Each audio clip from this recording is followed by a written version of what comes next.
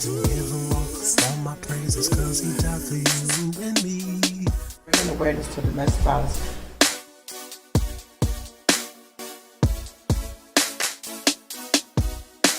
And that's why I keep praising him, cause he's so amazing. Beat to Beauty. We specialize in handmade beaded jewelry designed with you in mind. You can contact us on Facebook and Instagram at Beads to Beauty or email beadstobeauty98@gmail.com. That's beads with a Z, the number 2 in beauty.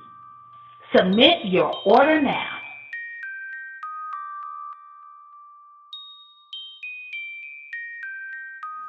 We're going to do what thus saith the Lord. I got an awesome man of God coming on with me tonight. Like I said in my post, this guy I met about 3-4 weeks ago.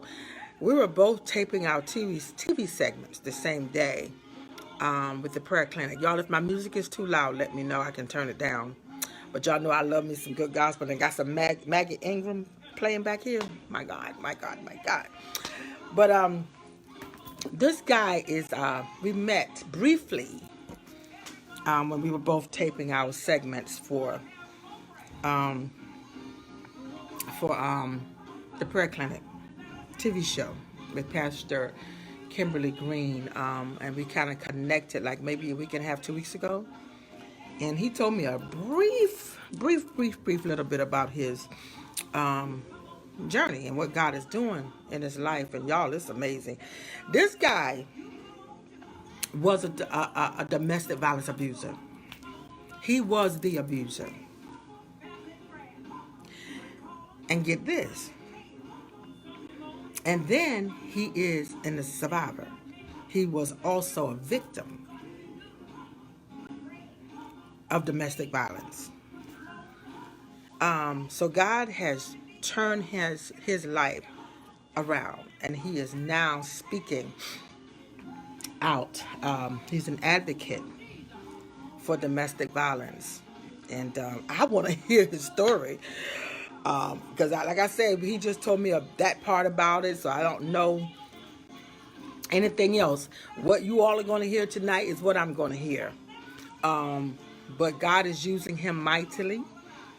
He has a book out. I'm going to let him tell you about that. He has a nonprofit ministry. God is doing some good things with this guy, and I'm excited to have linked up with him. And I'm excited that he has agreed to come on with me tonight. I came on a little bit earlier because I needed to get set up and, get my head straight, get the cobwebs shaken out. So I'm expecting him to come in a minute. But I'm excited to have linked up with him, thanks to Pastor Kimberly Green, who hooked us up, linked us up.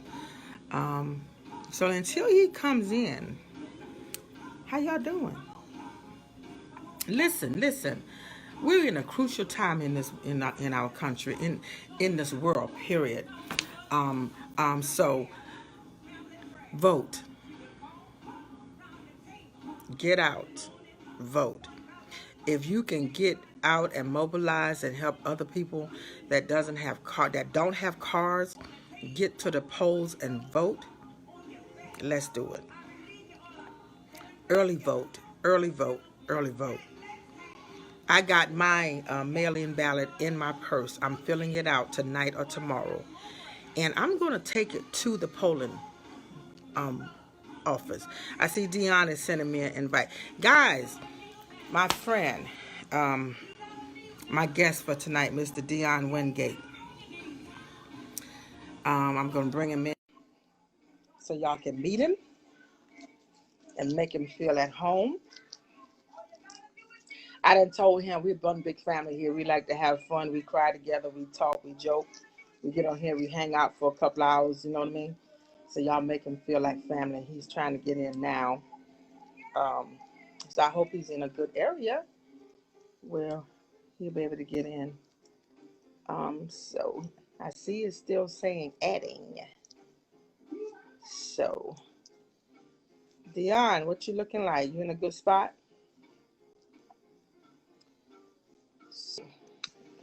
It's connected. Hey, Hey, how you doing? good. How you doing? I'm doing great. Hey, he handsome, y'all. Look at him. How you doing, man? I'm doing good. Awesome. Good to have you. You froze up for a minute. It seems like you're frozen. Can you hear me? Yeah, I can hear you now. Okay. Yeah, I think we froze up for a minute. Yeah, how you been? I'm wonderful, man. How about you? Man, things got any better, I don't know what I do. I don't have nothing to complain about. That's what I'm talking about. That's what I'm talking about. I was trying to tell my peoples a little bit about you, but I can't tell it like you can tell it. I do. Where you want? Huh? We can work from the present, then work backwards. How about that? How about that? But listen, I'm your guest. I'm gonna let you take the floor, and all I'm No. gonna do is tell them who you are. This is Mr. Dion Wingate, my new friend, my new brother. Got right. him doing some awesome things. And listen, I'm excited to hear about it. Yeah. Well, as you said, I'm an author, community organizer, domestic violence advocate, and also a mental health advocate. I advocate for the ones who can't advocate for themselves. Wow. When I say that, I mean they sign waivers. I can go sit in the mental in psychologist, a psychiatrist, a counselor. I can sit in the sessions with them. Wow. Yes, because what I see happen is a big disconnect in our community and with the people that they have in the positions that's treating us. Yeah. It's a big disconnect. But my passion and where my heart is the community organizing. I love it, and I'm the founder of a nonprofit. Failure is not an option organization. Yeah. So I don't want to go on and on and on and on, but this is the stuff I'm actually doing. So. I love it. And the name of your book is Failure is Not an Option, right? Failure is not an option. Wow. I got to get a copy of that. Definitely. Yeah, I got to get a copy of that. That's exciting. Okay. And that's awesome. Yes. Yeah. Now, since we done got the present out the way, I know you got some more of it. Of the present. No, that wasn't all of it. No. Hold on a second, Dion. Hold on 1 second for me. Say something to my people. How everybody doing? They'll talk back to you now. I'm just happy to be here. I'm excited to have you. Listen. With such a powerful woman. How? I said with such a powerful woman. Because when we first had our initial conversation, I thought it would be probably like 5 minutes, okay, just a formal, just introduction. Yeah. It turned into like almost an hour. Yeah. Absolutely, it did. Yeah, it turned into almost an hour, which was all positive conversation. Yes, it was. We realized that we had a lot in common. We did, and I love it. I love linking up with people and people who have been through some things and to see how God is moving in their lives. That stuff fascinates me. And when you told me that you were not only a domestic violence survivor, but that you were also at one point an abuser, I was like, wow. That's yes. Like mind-blowing to me. You know this thing called karma? See? It comes back around. But all the females and women that have been abused, that's on your post, I like to take this second to apologize, because they are not. It's nothing that they did wrong, anything like that. It's just that we're broken. A lot of us abusers are broken. So they won't say it, so I'm gonna say it. Right. I deeply apologize to you women and men, because men do get apologized to, get abused as well. I can only relate to the women, so because that's who I abuse. So I definitely do sincerely do that, and I hope that helps them. That helped me. Oh, That helped me, because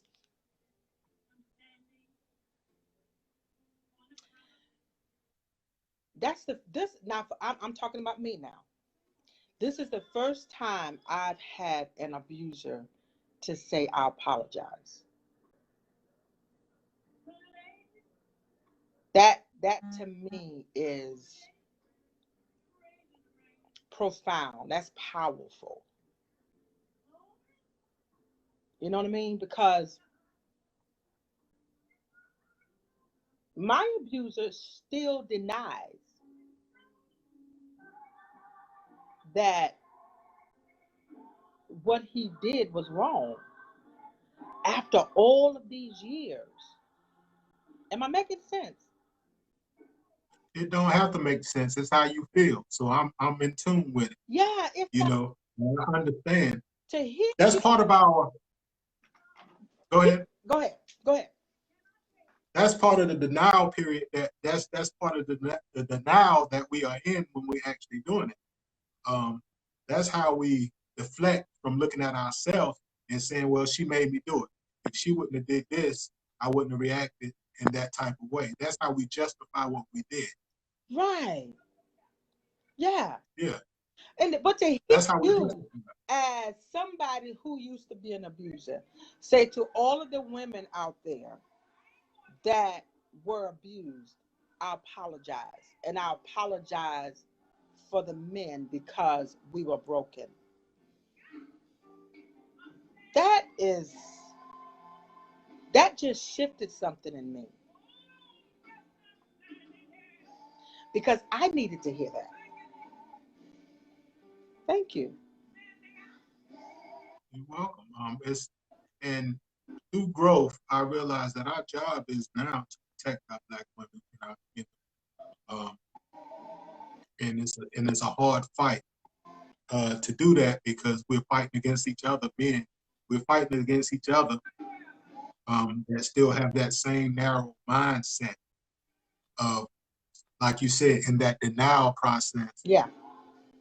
Instead of protecting, we look at y'all as enemies, as the enemy, because we have so much. We actually we do carry a lot on our shoulders too, as men, because now the way the economy is set up and the way the system is designed, it's the women with the top paying jobs in a lot of situations. Yeah.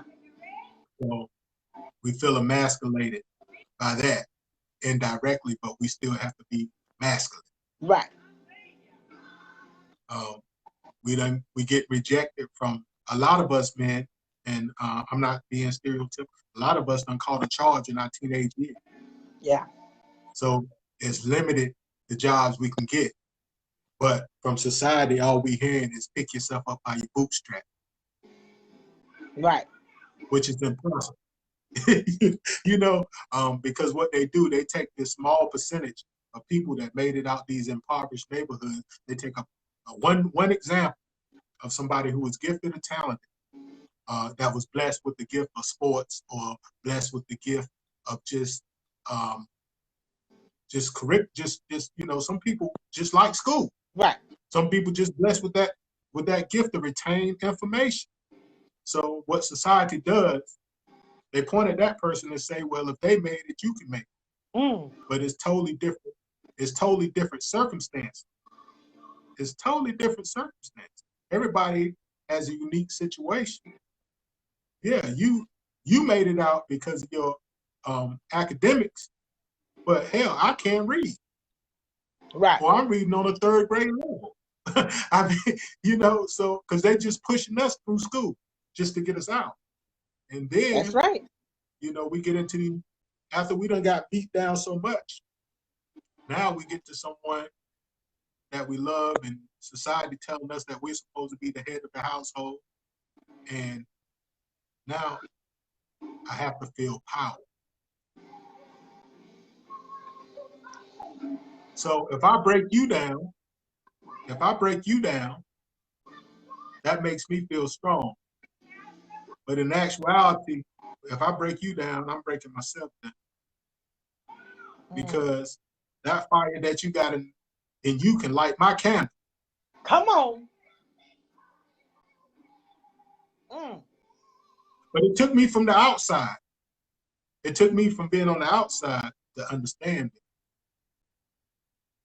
Because if it wasn't for women, I wouldn't be where I'm at right now. Wow. Yeah, look, I don't care what nobody say. I can only speak from my experience. And I want to say that again. If it wasn't for women, I wouldn't be where I'm at now. And to all the women, and by the grace of God, I have been able to tell them thank you. Even though I probably caused hell in their life, but they pushed me. I know it seems cliche to talk about seasons, but I honestly believe that these women were put in my life to take me to different steps in life. Right. And how it happened is almost mind-blowing. Because I had left school in 9th grade. I didn't finish 9th grade. Yeah, I didn't even finish 9th grade. So the last grade I had completed was 8th grade. Wow. So could you imagine? No education, just a street dude.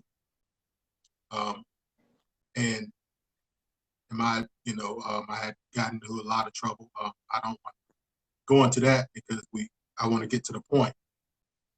And in adulthood, I wanted to straighten up a little. And a lady, I had left the streets alone and got a job. But when I wanted to advance and do something better, I realized I couldn't do nothing better because I didn't have a diploma or a GED. Now I was in my mid to late 20s. So right then and there, I had to make a decision. I said, well, I could stay stagnated, or I just gotta sacrifice and go back to school to get that, because I can't let these people have that much control of me. And it was a woman that said, look, just quit the job. I hold you down, just go to school. Wow. Yeah. Wow. It was a woman that did it. And I stayed true to that. Went to school. Now I'm telling you, this is all gonna come together. And finished school. Her and we got into, it wasn't a real volatile relationship, but we ended up getting into it because of violence, and I was drinking real heavy. I was alcoholic at that time too. But that's still no excuse for put my hands on another human being, let alone a woman. So we got into it, and we ended up separating. I got incarcerated again. However, when I got out, I was getting unemployment from another job. Do you know, for the 6 months I was gone, this woman saved all my checks. She filed and saved all my checks. Wow. But she was smart. We didn't get back together. And the next young lady that I met, she said, well, I didn't feel smart enough because I felt like, well, I only got my GED. You know how people in the community talk down on GED. It's just a big joke. a GED, but she encouraged me to go to college. Beads to Beauty. We specialize in handmade beaded jewelry designed with you in mind. You can contact us on Facebook and Instagram at Beads to Beauty or email beadstobeauty98 at gmail.com. That's beads with a Z, the number 2 in beauty. Submit your order now.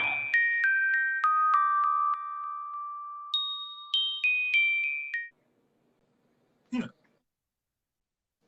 Wow. And through that, she taught me a lot. I used to be ashamed of how I pronounce words and different things. She would show me things at like ascots and just different the name of things. I felt comfortable asking her. So at that time, what I realized she was teaching me, Wow. and there's a story behind that too. Because at that time, before I met her, I would for my GED classes, it would take me 3 hours to get there for hour class. 3 hours to get there, so a total of 6 hours to get to class and get back for a 1 hour class. That's how determined I was. Because when I got locked up, she had got my car towed, which she had every right to do because of how I acted, Right. you know. And really, what turned out to be the best thing, actually, because the way I was drinking, I would end up drinking and driving, probably hurt somebody. But yeah, it would take me 6 hours to get, total round trip to get there. Could you imagine going from a Jag to the bus? Could you imagine the ego? But something, I was just driven.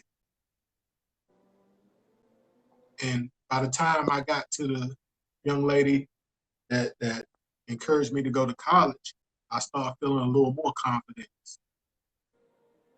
But the good thing, that relationship did not end because of domestic violence. That's when the growth had came. The growth started. The growth. Um, we had got into it one time when we had been at one time, and I had got incarcerated, and I thought I was getting out, and I didn't get out. And while I was locked up, I had this epiphany. I felt everything that I did and bad to people and women. So I just broke down crying. I swear I cried. You can imagine crying in jail. That's not a good look. But I was good with my masculinity. So I just cried for about an hour. And I grabbed a pen and paper and I started writing notes and letters to all the women that I abused. I just write letters, just pointed out, just telling them how much I was sorry for that. How much I apologized for what I had done to them and what I had done to their lives. So when I got out, she still was there for me, but this time I was different. When I got out, the first thing I asked was, I need to go to get some alcohol treatment, get some type of help. When she went with me through the process, but once I started drinking, I realized that we didn't have much in common. Right. She didn't drink, but I realized that we didn't have that much in common. And this was the beginning of one of the first times I was extremely honest. I told her, this really isn't working at this point, but I love you and I will be, do anything for you if I can still help. And I thank you for everything that you've done. But I'll be moving out in a month or so. And it wasn't for no other woman or nothing like that. It was like the spirit had just, I owed that to this woman. But I owed for her to be happy. Right.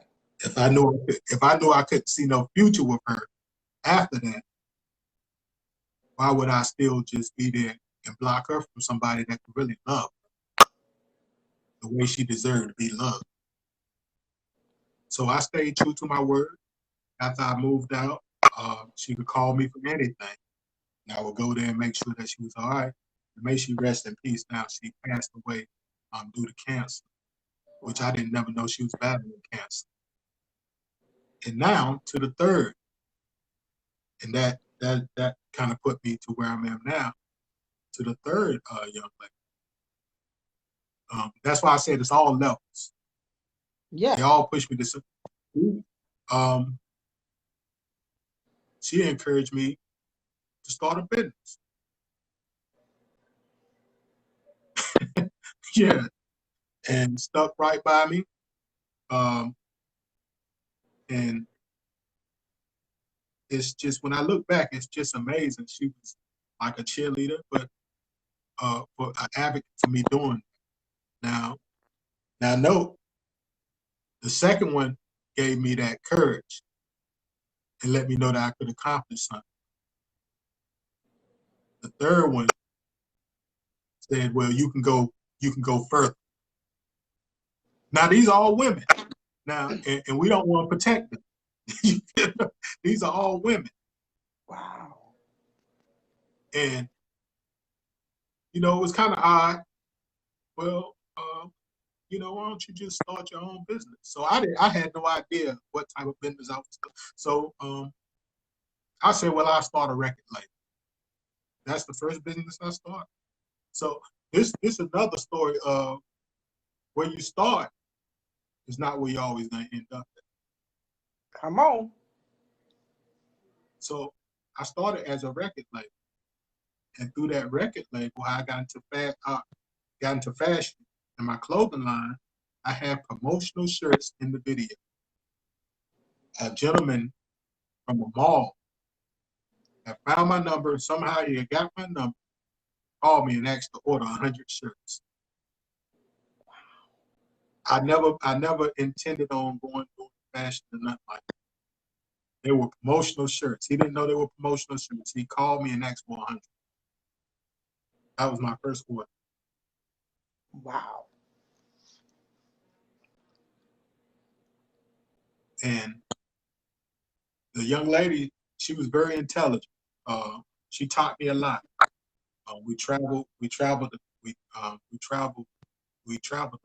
country, pretty much. Saw a lot of things. But and true to myself this time. Now note, I'm sober, and I'm balanced, and I'm truthful. That wasn't working. So I see a pattern that was going on through the transition. The pattern was that you were just supposed to be here for that. God put you here for that. Right here. So we can help each other. That's it. But when the abuse come in and bring it back around is when I think we force it. Because a lot of times deep inside we know that it ain't working, that it's not compatible, and that we just here just to have somebody, or I don't want to hurt this person's feelings, or we really have nothing in common. We all know this type of stuff. We all know this. If you're a non-drinker, what you doing with somebody who drank it? So what in the world was she doing with me if she didn't drink? What was she doing with me and I drank it? Come on now. So we both was using each other. And we got together for the wrong, we both had motive. At that first time, I was looking for a place to stay. She was just probably looking for some fun and a quote unquote thug. Wow. So I think, it's my opinion, once we get the motive, once we start going, having these motives, and just, I think that domestic violence will go down, actually, because a lot of guys, they get with these women for a roof over their head, A lot of these women getting with these guys to fill that void of the father's not being there, or just a man to love them. Right. And that's all just my opinion. Right. That's kind of true though, because in my situation, I knew going into the marriage that I had no business with him. 2 weeks before my wedding, I wanted to cancel. 2 weeks before the wedding, because I saw the violent tendencies in him 2 weeks before. But I got to be honest. I knew going into it that I had no business with him. Our lives were not equally yoked. I knew within myself I had no business with him. I couldn't acknowledge that back then, but I can acknowledge it now. But the abuse part wasn't your fault. You know, that wasn't your fault. So let's get that narrative straight right now. We ain't even gonna go that route.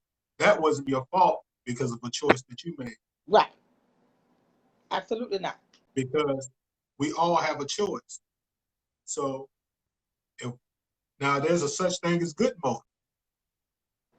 If it's not equally yoked and we got something in common, and you're right here and I'm right here, I'm looking at you like I can get here by her. She can give me the knowledge and the principle to get where I need to be. Right. Right. If I want to be that man of the house, I can still be the man of the house, because I think women respect a man if he just has a plan and a vision. Come on now. I mean, it is what it is. I can't speak to nobody else, but I know I do. Yeah, look at these guys. A lot of these celebrity guys, somebody had to sacrifice. That's right. Well, for entrepreneur, period, somebody has to sacrifice. Somebody has to. And somebody has to believe in that other person. Not sacrificed and not built to sacrifice. You know, because that could cause conflict too, right there. Because we'll feel that energy of, she don't really believe in me. Now, you know, the male or female done sacrifice whatever to chase their vision because they feel like their mate believe in them. Now they don't. Yeah. So it's never, and I repeat that, it's never no reason. I had no reason to put my hands on none of them at all. Absolutely. Who am I? Absolutely. Who am I? Now, this is the weird thing about the abuser. We good at covering it up. We good at looking like the good guy.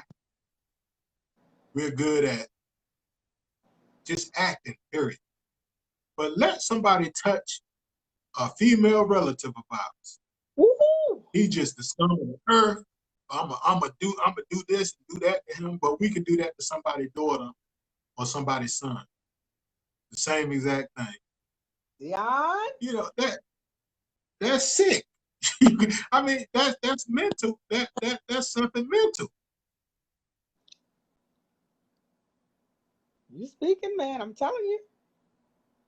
It's something, and I can't talk down on them guys because I was one of them guys. I'm not talking down on them. All I'm doing is giving you insight. You just speaking truth. Yeah. Yeah. So I call this it's a saying I like to have when people are just I call it hear no evil, see no evil. They're just as guilty as the abuser. that homeboy standing there where I choke out my girl, he's just as guilty. Wow.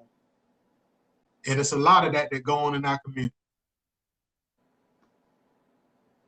You know, now, with me being who I am now, actually I had seen a dispute. And you know what I did? I picked up my phone and called the police.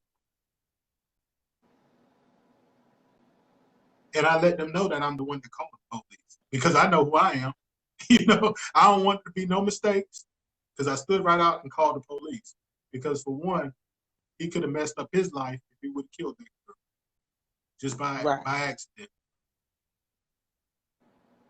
And he was a black man. So really, I did him a favor. Right. And for two, he had his little girl out. So yeah, you know, so I don't condone that in no way, point blank. I just don't. And you know, I just deeply apologize to the women that I did that to. And I look back like, wow, geez, because the scars still stay there. Mm.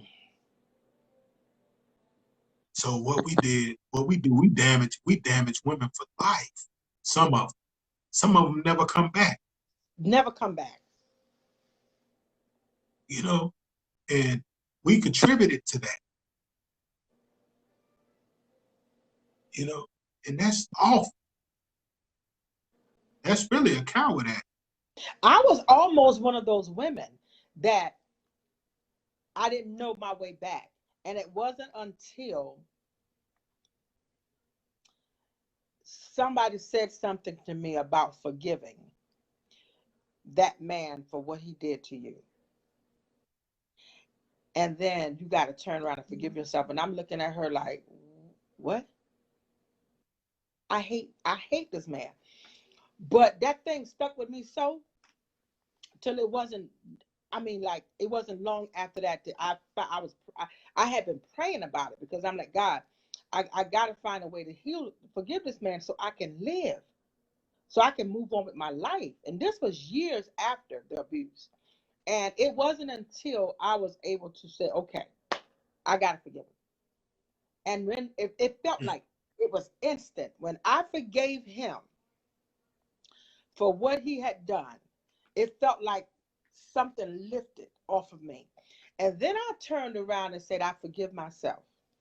Because for a long time, I blamed myself for being in that situation. Because like I said earlier, I knew going in that this man had violent tendencies. I knew 2 weeks before marrying him, you shouldn't marry this man. But I did anyway. So for many years, I blamed myself too for allowing myself to be put in that situation with this guy. I know it wasn't my fault.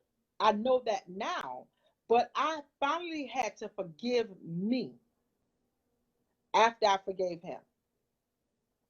And once I did that, something broke. He didn't have that hold over me. I didn't feel like I was angry and mad and holding on to something inside anymore. It broke. But it took forgiveness. Yeah. And we have to forgive ourselves too.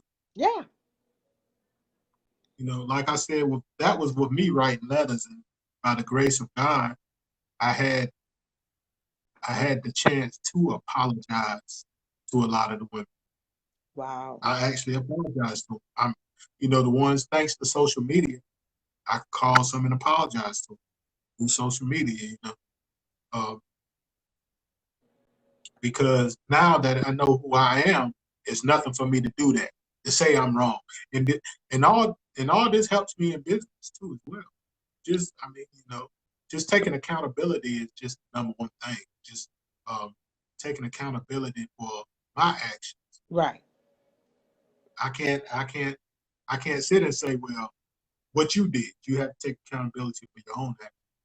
So, but as I said again, there's no reason why I should put your hands on you, and no reason why you should put your hands on me.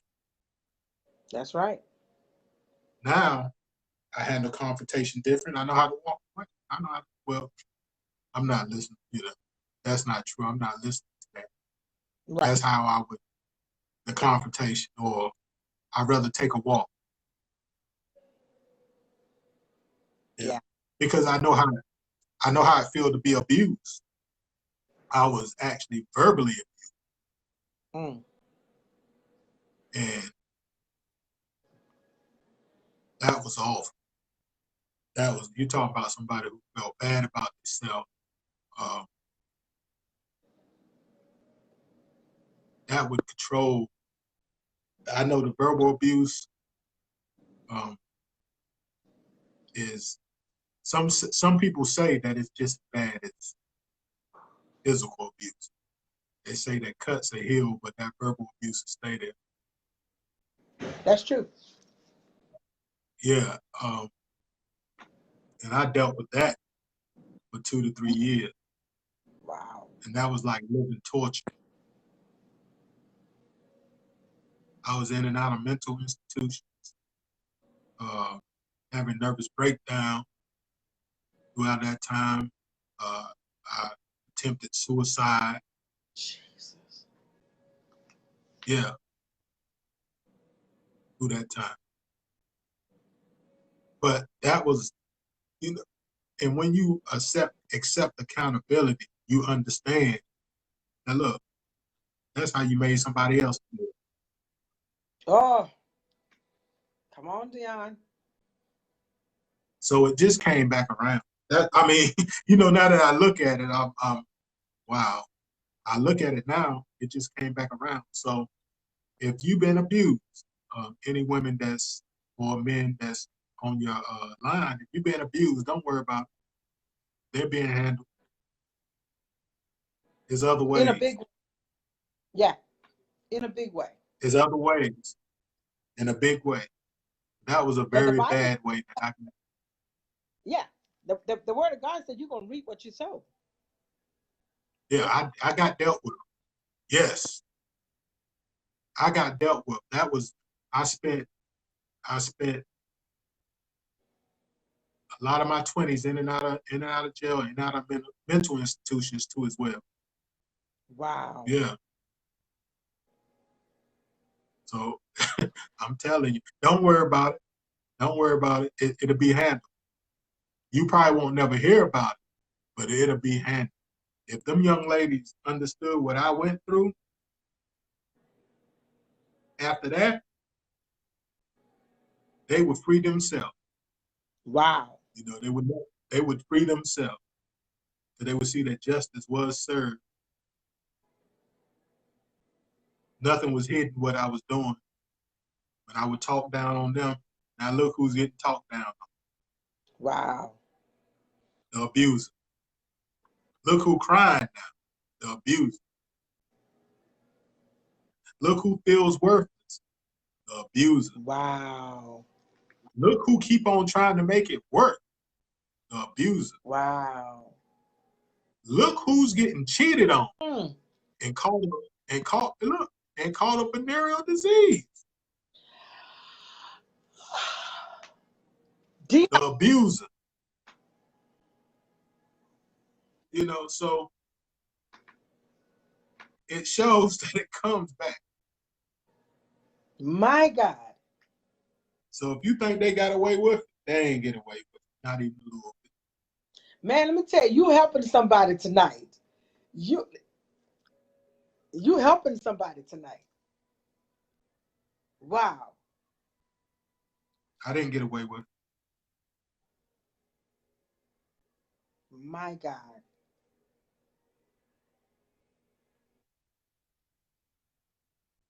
Yeah. And there's other kind of abuse. There's economic. There's abuse. Some of us, we try to keep our women or men without money. So we have that control over.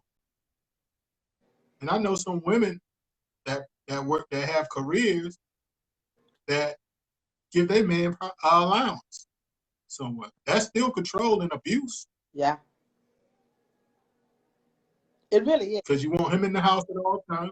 You want him in the house at all times. And a lot of them relationships like that, but I realize the woman's stepping out a lot of times anyway.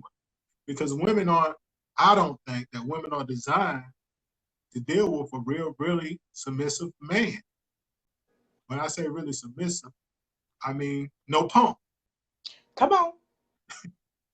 I mean, not in a way to the LBG. I'm just saying, for lack of a weak man. Right.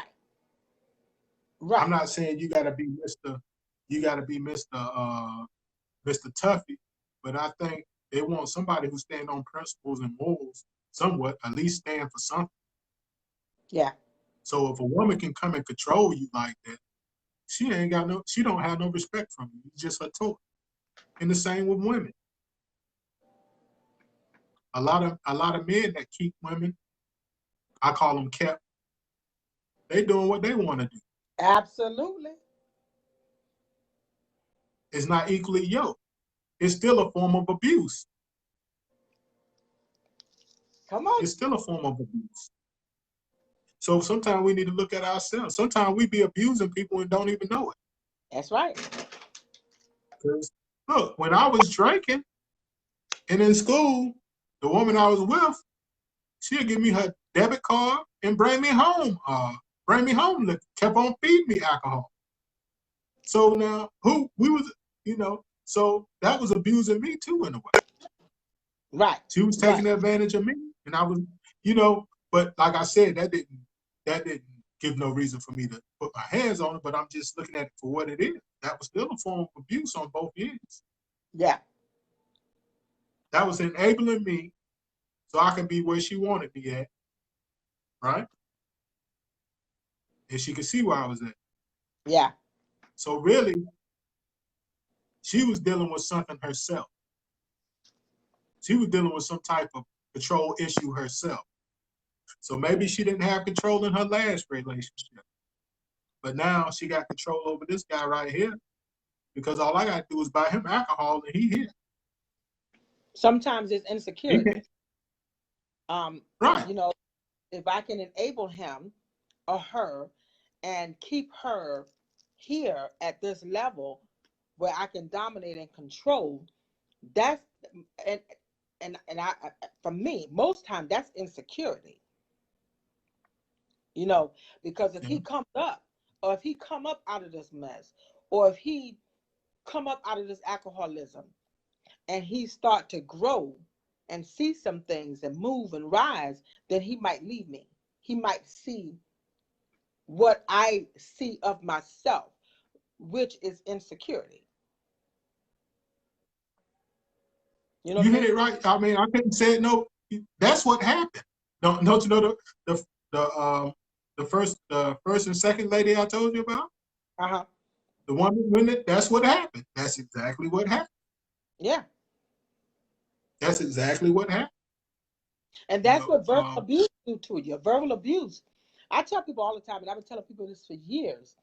See, my journey started with verbal abuse. I went through the verbal abuse for about a year, maybe a little bit over a year, maybe right at a year. And it was all verbal abuse at first. No physical. And he beat me down so much mentally. It was like I had forgotten who I was. He had me feeling like I shouldn't say I, because to him, whenever you say I, you think too much of yourself. He had me so messed up mentally until when the physical abuse started. When I tell you I was so stunned to the point where I couldn't function. Because see, first what he did, he got in here. He beat me up here without touching me. So when he did the first blow, I was already messed up here. I was already messed up here. He had me so. I was 19 years old. By the time I was 20, I had my first daughter. and I had lost who Rebecca was by the time I was 20 years old. I no longer knew who I was because he had made me feel like, I thought too much of myself. You ain't all of that. You're ugly. You too black. This is stuff that I was told. Even his mother was like, I told you not to marry her with her black self. I was too dark. You know, that man had me so messed up here between him and his mother with the verbal stuff. So when the blows started, I was twisted. I couldn't leave at first because I was so bound here.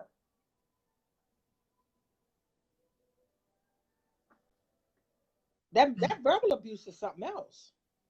Yeah, yeah. It's strange that now listening to you, and I can look at you and see the women that I abused. Wow. Now, now, with you saying that, that's all the things I felt about myself. Yeah. Just about at that time. And why would him or anybody else be with somebody that goes back to motive? Don't you remember what we was talking about motive? Yeah. All right. That didn't like dark skinned women. Wow. If you like light skinned women. But one thing about it, it's a market for everything. Everything. They still sell chitlins and hog maws. Come on. You know what I mean? It's somebody buying. That's So right. it's a market for everything. That's and right. When we as people realize that it's somebody that's attracted to you regardless. What TV say is beauty is not everybody's reality. It's not everybody's reality. Because if you look, most men like to have yourself. If you go to the mall or anywhere, yeah, it'd be the TV, the ones who trying to keep up with the TV personalities that be single all the time. Right. In a lot of situations. You can look at Hollywood. A lot of them, you think they got it all together. They done been in 5 or 6 relationships in 1 year and they done circled around. That's it. Because of the motive. Wow. That motive. I think Martin Luther King said, we become silent the moment we say nothing about things that matter. And that's very true. Because a lot of people can see this happening, just like his mother. And for another woman to that, and look, I know we'll probably laugh at it. That was a red flag right there. If the mother can talk that way about another woman, about somebody's mother, about somebody's daughter, about somebody's sister, she didn't think nothing about herself. You're right. But listen to this. And I don't even have to know the language. But listen to this. But my mother found out. Well, my mother had just found out a couple of months before. And the day that he took a piggy bank, I don't know if you remember them piggy banks, the plastic piggy banks back in the 80s. Mm-hmm. I had one about this big and it was half filled with coins. He took it. I was a little over 8 months pregnant and smashed it in my face. Blood everywhere, lip busted, nose, everything bleeding. And I got to my auntie house around the corner and she came out. And I'm gonna make it short. She drove me around the corner to my mother's shop. My mother had a flower shop. And so my auntie is advocating over here. She's getting ready to go look for him. My mom gets on the phone while I'm sitting there crying, and she calls his mother. and says, your son has been putting his hand on Beck. And his mother said to my mother, Helen, every woman got to take a beating sometime. She knew, because I wasn't the first girl he had abused. She knew what he had been doing, but in her mind, it's all right. Every woman got to take a beating. He fought me the day before I had my second daughter in his mother's house. And she stood there like nothing was going on. She knew. He didn't have no respect for her, actually. But he still don't. Anytime. Yeah, he ain't have no respect for her. Yeah. You know. And that could trigger off what he's seen happening to her. For her to condone it. She was abused by all the men that she was with.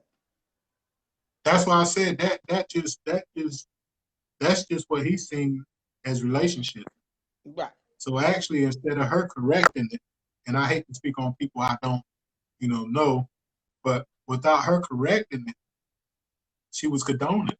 Yeah.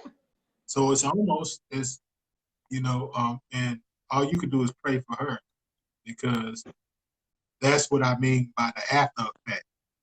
Don't you know how we were talking? Some people come out and some people don't. She didn't never come out. She never came out. So she would never come out. So her energy, that's all she probably would attract, is somebody who's abusive. Yeah. Because our energy give off that. What we as abusers, we look for low self-esteem a lot of times. That's what we look for. And to be honest, we look for vulnerability. Yeah. That's true though. Anything to make us feel superior. And we could feel superior and just want to break you down to the very last compliment. With our words and our action. And during this pandemic, it's really sad, because now I know in North Carolina, in the county that I'm in, I know domestic violence. I looked at a report that went up 35%. Yeah. And nationally, 27%. So all the wrong motives now is showing. So if you was with this woman or man for a place to stay, now you don't have anything in common. That's right. Now he's feeling used because his money done dried up due to the pandemic. Mm-hmm. And that's what our relationship was built off. So, it's kind of a tricky thing when it comes to relationships, choosing mates, I think. But I think that we have to start with just being real with ourselves. Absolutely. The signs that we see, we just, what's the saying? If somebody tell you who they are, believe it. Believe them. Believe it. Yeah. And really, life is really too short to just be gambling. You only have one life. And a lot of women are losing their life due to domestic violence. Yeah. So that's why I made it my point to advocate for the ones that don't have voices. Or maybe their family member kids. Or maybe that man, like your ex-husband, mother, maybe someone like him, while they're little, can see, hey, that's not the right thing to do, or or won't feel shame to keep on doing it. I need to straighten that out. Because at a lot of the panels that I speak at, you'll be surprised how many men, and by me being an abuser, I can tell the controlling type.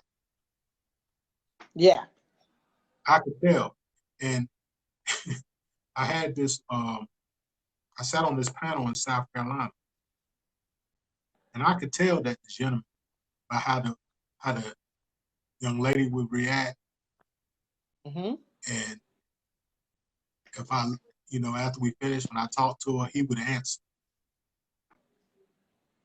and she would look away, like she couldn't Yeah. speak for herself. Mm-hmm.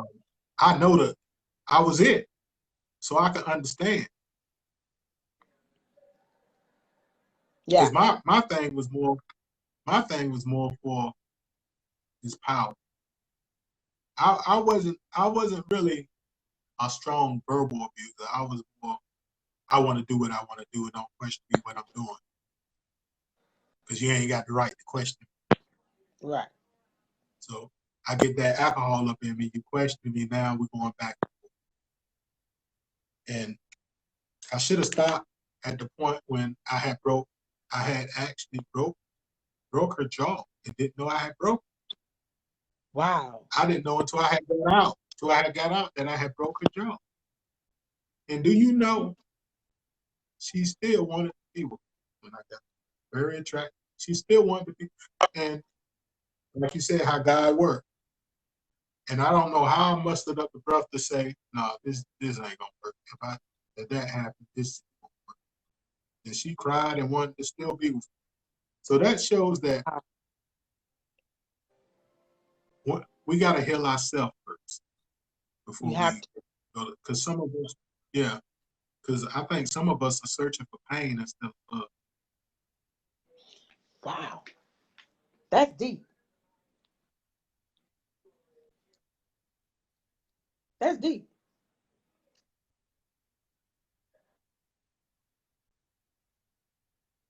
Wow. I've never heard that like that. It's just the truth. Mm. If we're broken, When you're if we're broken, that's broken, a familiar place. that's what we're looking for. Yeah. It's familiar. Yeah, it's it's just and that's what we're gonna attract. Wow. We're gonna attract them. That's why I said that's what we're looking for. Because without that pain, we don't feel human. Wow.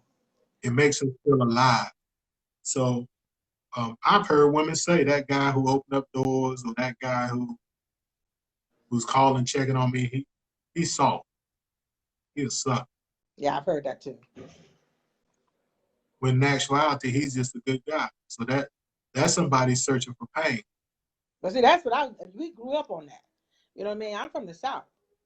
So I'm Right. I was talking to some friends and some people on Facebook a few months back. I'm used to being courted.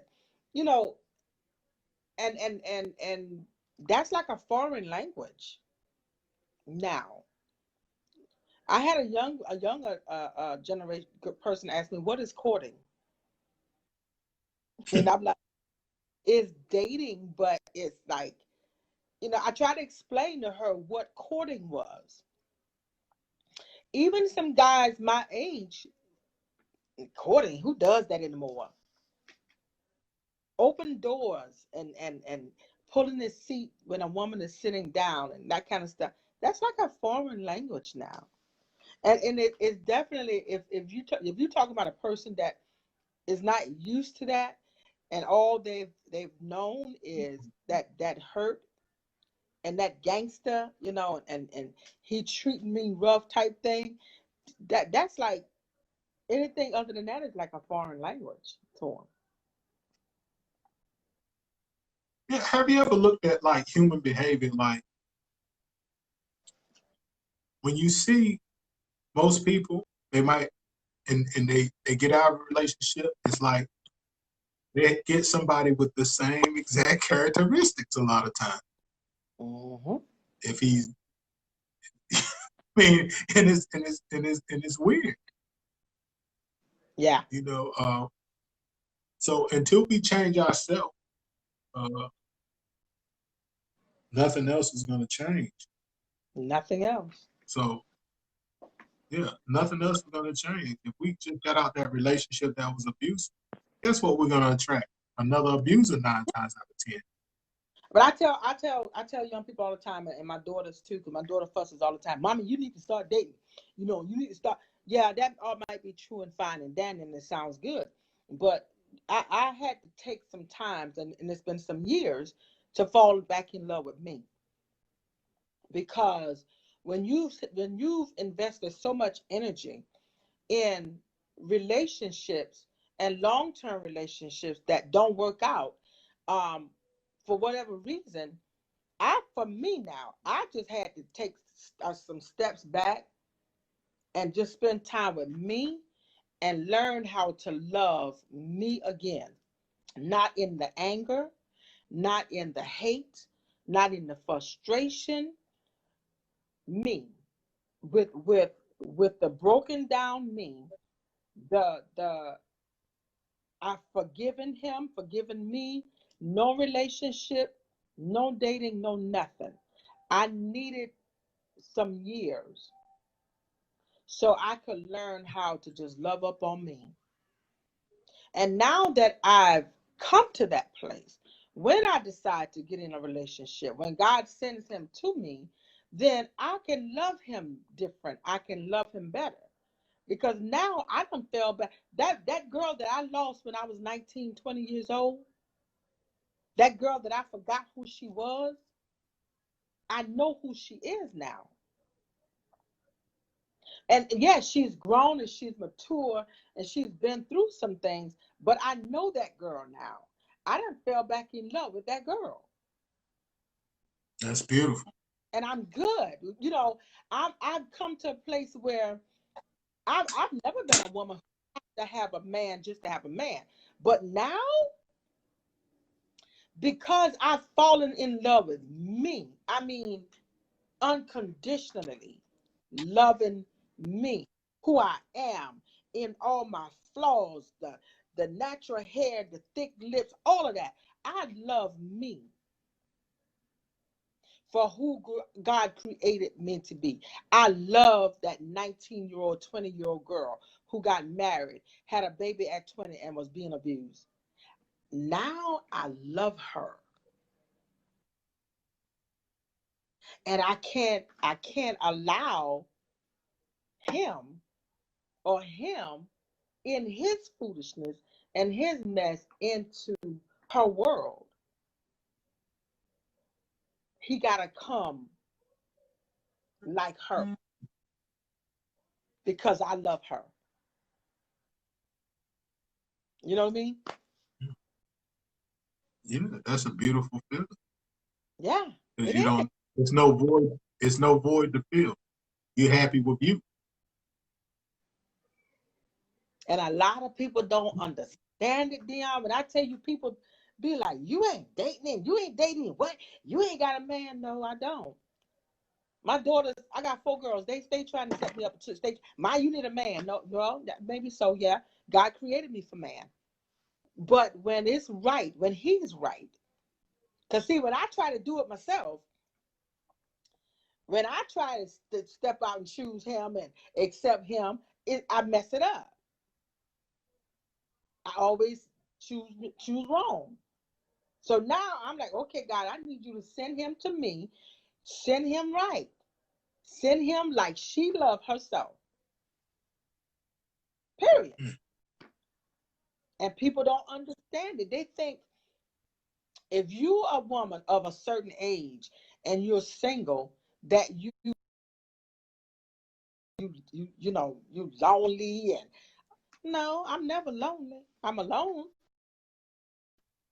I have some alone time and some It's, alone nights, but now I ain't lonely clarify by that. no means. Because Rebecca I said, know how to love up on Rebecca. Rebecca clarify that. TV by her, huh? Clarify that. You got to speak that. You got to speak that again. You got to speak that again. It's a big difference, right, between being It's a alone big and lonely. difference. You just go ahead. Yes. Yeah, it's a big difference. It's a huge. Let me tell you something. I love being here sometimes when my daughter and granddaughter not here. I'm in my room watching Netflix. I have just all night. I'm one of those chicks. I'll get up, and if I want to go to movies by myself, I go. If I want to go out to dinner, I'm going. Just me, myself, and I. Yes, I want a relationship. Yes, I want that companion. Of course I do. God created me for that. But I'm just not going to accept anything walking past me because society tells me you're supposed to have a man. Because I done been through too much. I done been through the verbal, the physical, and the relationships after that, and all. I done been there. Listen, we're gonna come right and love her like she loved herself, or we ain't gonna do it. It's that simple. That's just that simple. Yeah, you said it. That's right. It's that simple. It's That's simple. it. And that's What that means, that you standing on something. You stand for something. So that's exactly what I've been saying. As long as you stand for something, that's right. you have to stand for something. But when you learn how to love yourself, when you done been through some things and you know done some things, had some things done to you, and I tell people all the time, there's nothing in this world learning how to love yourself. When you find love for yourself, everything else comes natural. Everything else feels so good. You definitely off the radar for abusers because that strength, that power, that energy. You know, I had a man about what? ago. I was in a store and this guy was trying to holler at me. And this other guy came up, I kid you not, I came up to me and he said, "You are a beautiful queen, but I couldn't date you." And I said, "Why?" He said, "Because it's something about you. There's a strength. You're too strong." And I'm like, "What?" Yeah. Isn't that what men want? And he's like, "Well, you just got too much going. You got, you don't need it. You wouldn't need me." And I'm like, that is just the craziest thing I ever heard. Now it is. You get what I'm, now that you love yourself and you know who you are, now it is. But if you had low self-esteem and didn't care as much about yourself, you would have opened to that conversation. You would have entertained it. There you go. There you go. That's a beautiful thing. That's a beautiful thing. I'm telling you. That's a beautiful thing. You need to pat yourself on the back. And look here. Yeah. Please do that. There you go. And we need to do that sometimes. There's nothing wrong with that. But it took sacrifice. It literally took, after I had ended a long-term relationship, I literally had to sit down and say, okay, because I was hurt, I was upset, I was sad, I felt unwanted, all of that. And I'm like, I gotta learn how to love me. I gotta find a way to love me again. And I said, no more dating. I said, I'm not dating. And I kid you not, in between relationships, that relationship and the next, I spent almost 3 years just working, going to church, and in the Bible. No dating, no phone calls, no nothing. And now, since my last relationship, it's been over 4 years. And I love it. I absolutely love it. Men be trying, and I'm looking at them like, no, dude. No, because see, now I can pick up on stuff. Now I can kind of like pick up on the agenda. I see things now from a simple conversation that I didn't see before. And it sends up a flag. Nah. That's why they call it testimony. Yeah. You have to go through something. I mean, that's the only way we can help others or even have this conversation. Yeah. Absolutely. Experience. I knew it was something there. I'm like, this dude right here. Yeah, he be off the rack. He off the rockers, but you a bad dude, man. Hey, you got a product? We want to promote it. Send your pictures and videos to us and we'll promote your product. You have live access to 30-second clip of our video and pre-recorded content. Don't hesitate. Act now. You can contact us at 240-858-0120 or email us at contact@WarriorShe.org. Beads to Beauty. We specialize in handmade beaded jewelry designed with you in mind. You can contact us on Facebook and Instagram at Beads to Beauty or email beads2beauty98@gmail.com. That's beads with a Z, the number 2 in beauty. Submit your order now.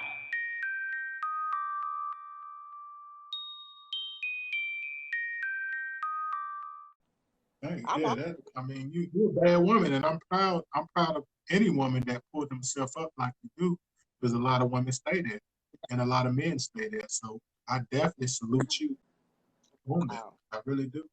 Thank you. Yeah. Thank you. And you keep up what you're doing. Oh, you too, man. You know we're gonna have to do something together now. Yeah, definitely. Yeah. Definitely. Yeah, we got to do something together. I am honored to know you, man, for real. Likewise. Yeah. Yeah, I'm saying here. So, on this, did you have? Because I can't see nothing. Do you have any people that have any questions? Oh yeah, there's a lot of them. Because I can't see nothing on here. Okay, I'm gonna read this On one. my This side. is a question. This is a friend, she's also a domestic violence survivor. She has an awesome ministry that God has given her in South Carolina as well. Her name is Linda Galashaw. She says, thanks for sharing your testimony and apologizing to the women who suffered through domestic violence. Being a survivor myself, it touched the heart. My sister Rebecca Goodman, you are changing lives. Keep pressing forward. Abuse is so real and it's the silent killer, both physically and mentally. Thanks for sharing. That's from Linda. Okay. Linda. Thank you, Linda. Love you, baby. I saw a question. I'm trying to find it earlier when you were talking. I didn't want to interrupt you while you were talking, but this was a deep question. Oh God, where did it go? Okay, here's one from Rhonda. Just came back fat, and she said, "Do you feel as if you were or possessed characteristics of a narcissist?"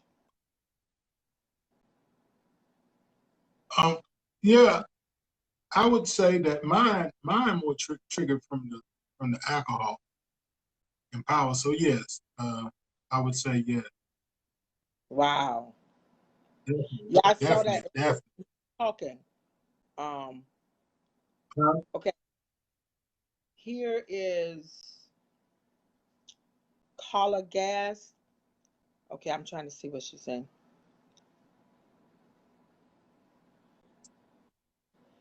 Oh, Is there any she's way talking. I can help? Huh? I said any way I can help. Yeah. That's why I said I'm very transparent. If any had questions about, that could probably help them. Oh yeah. I'm open to it. Carla was commenting on when we were talking about my ex's mother knew what he was doing. Mm-hmm. So she was that's what that comment was about. I thought I saw another question other than the one that Rhonda.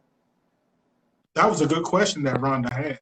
It To really understand was. that, yeah, Yeah, because we it can be really chameleons. was. We chameleons now. Yeah, because we can be Oh, can be a chameleon. We know how to adapt around certain people. We know how to act like that angel that ain't never yeah. did nothing wrong. And we know how to make you the problem. And she and I talk about that a lot. Rhonda was my guest last Tuesday. The young woman I had Okay. on last, and she and I talk about that kind of stuff a lot. So yeah, she bring deep questions like that.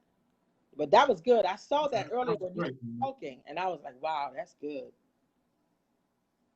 Yeah, that is It's a lot of good. comments.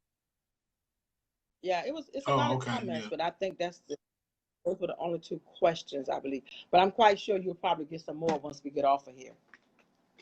Okay, Yeah, all right. my people, they get involved. They love to talk. They cry with you. They laugh with you. We do all that. So I'm quite sure you, because they're truly in trouble. I'm telling you, Dion, you blessing somebody tonight. I hope so. That's my goal. And my cousin Sharon Gas Holland, she said, "Thank you for being so transparent." Okay. Thank you for being a part of this.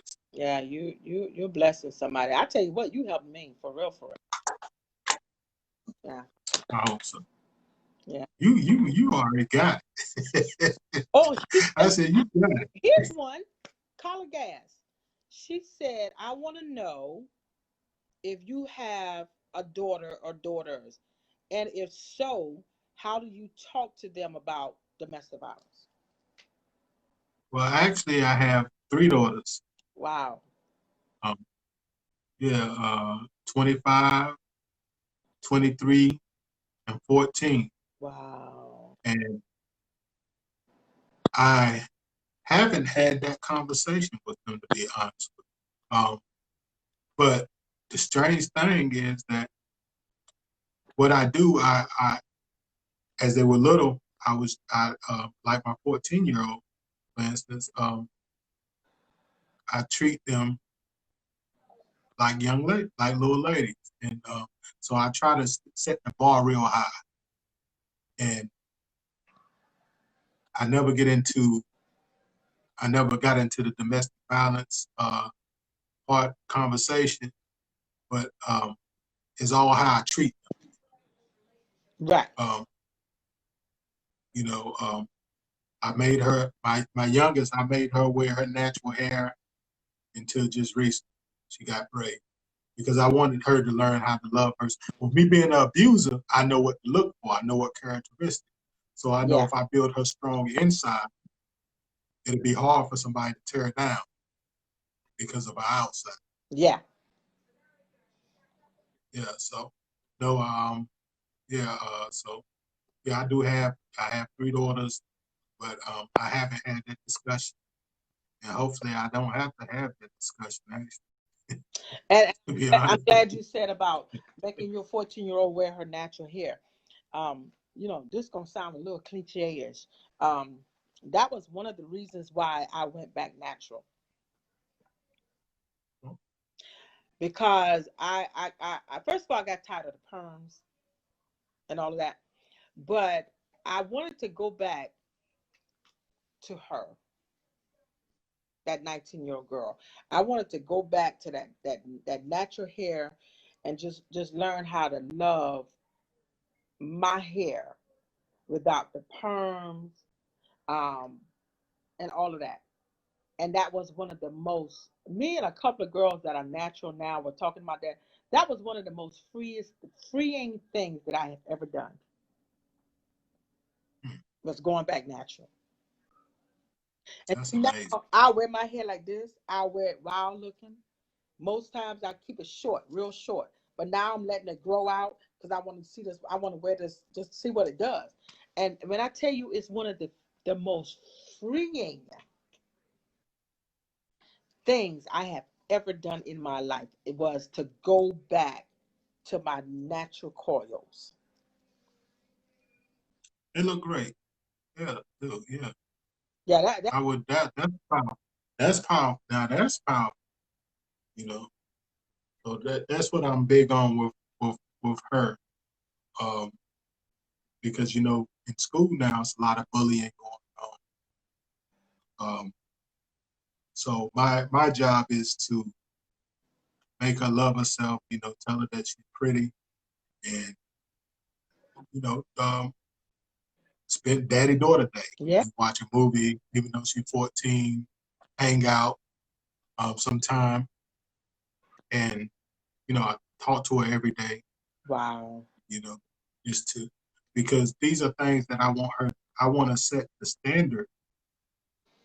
So if she love herself, I'm not worried about no one sliding through, and just she has value in herself. Now, whatever she do when she becomes an adult in college, that's her. I have nothing, nothing. All I can do is go by what I instilled in her, So Yeah. So it's been a challenge though. You have the media and TV. Yeah. And this music makes so many things acceptable. So it's like fighting an uphill battle because we have this music and these artists constantly degrading and promoting violence amongst women. Yeah.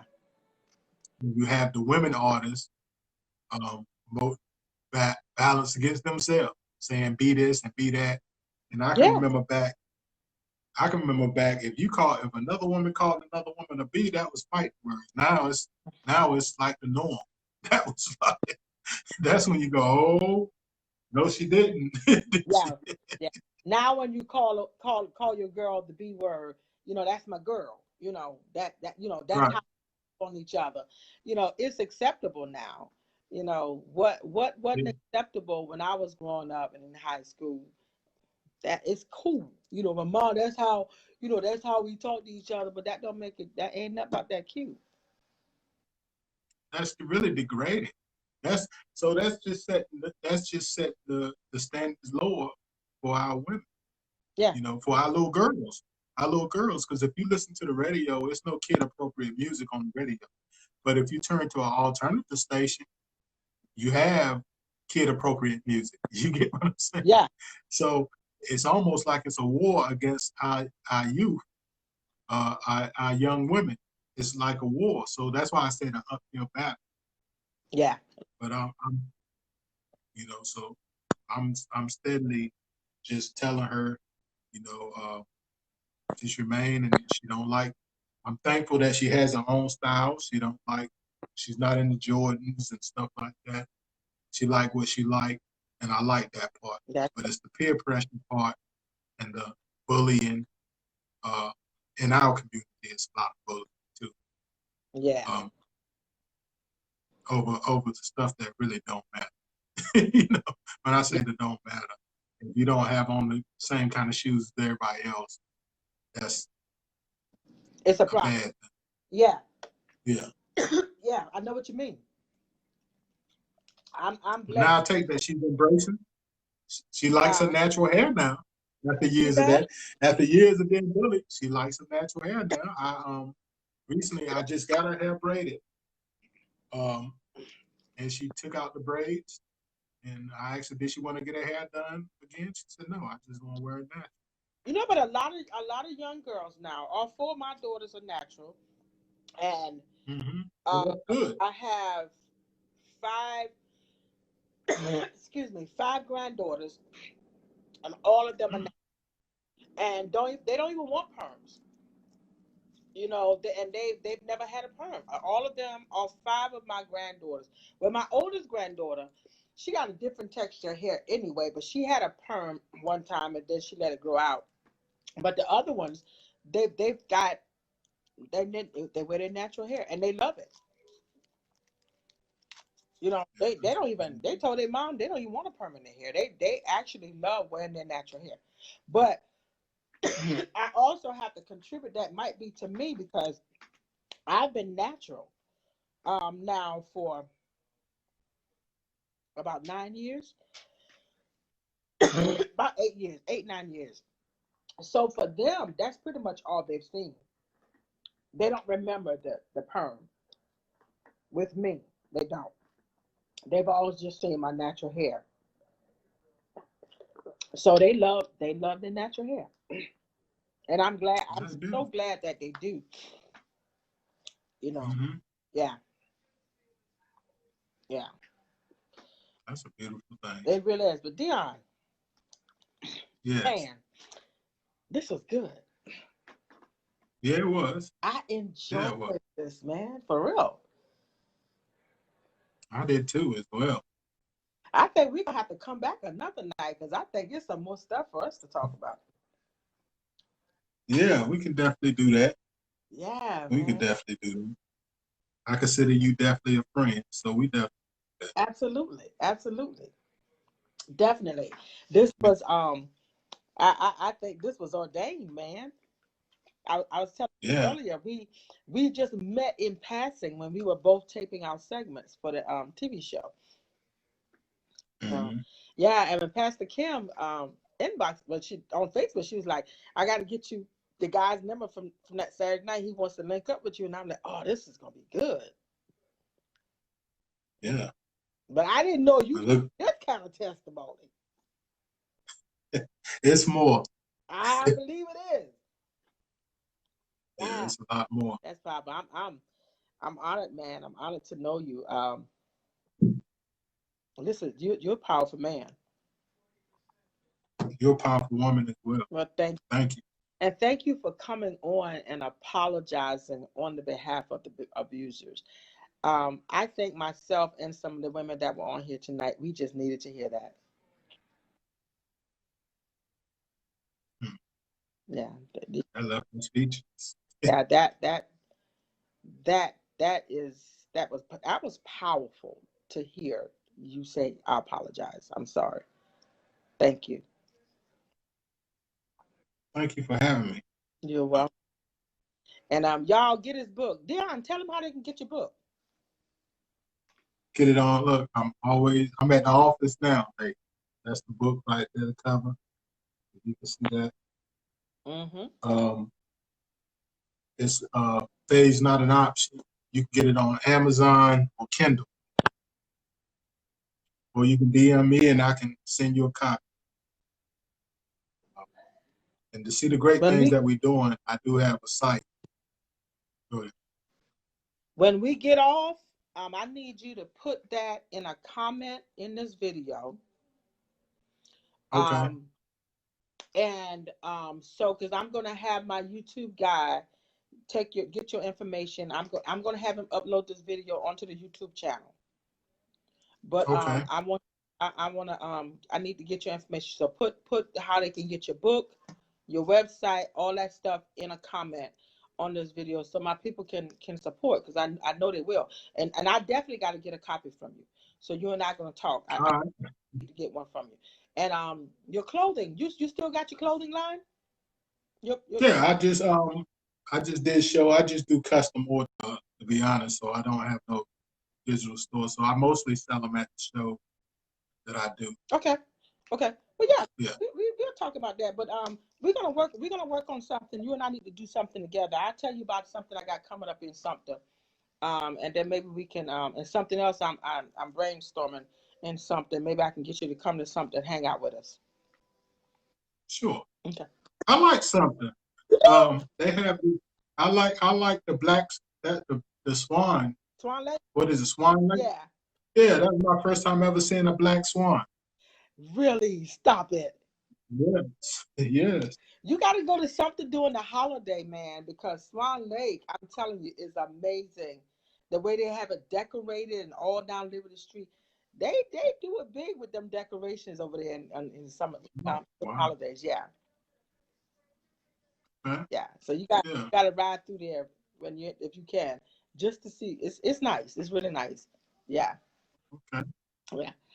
Yeah, I enjoyed myself. I did. This was amazing. Thank you.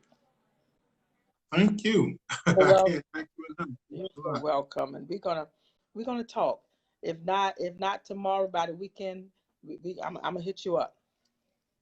Okay. All right. Yeah, do that. All right. And I'll send you all the information. I put the link to the book in there. And just any questions that any of them have, they can DM me or whatever.